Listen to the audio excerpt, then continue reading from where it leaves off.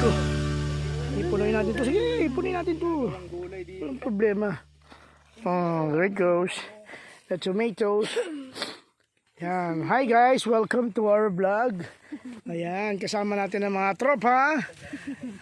Tropang coolies. Yan. So, nangunguha kami yan. Si Kuya Anjon. Kamatis. Hinog na hinog. Si Kuya Sampi, kumukuha ng kamatis na hinog na hinog. Libre lang dito yung Yan. kamatis. So, dito sa area, lilingon ka lang, gagalaw ka lang, may kamatis ka na. Guys, kung gusto niyo ng libre ng kamatis, punta kayo sa punta kayo dito. So, we are in La Union.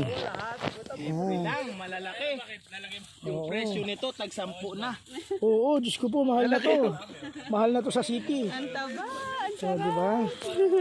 Kaya masarap ang may farm o kaya may taniman. Para if in case mahal ang mga bilihin, meron ka sa iyong garden. O kaya meron ka sa iyong sariling bakuran. Ayan na, inubo. Ayan o. Pag nagluto ka kamatis na may kunting Ayan, si itlog, no? si Ate Lenlen. Ayun, lalaki yun. Taas mo pa dyan. Ganun dyan o. Ganun yan.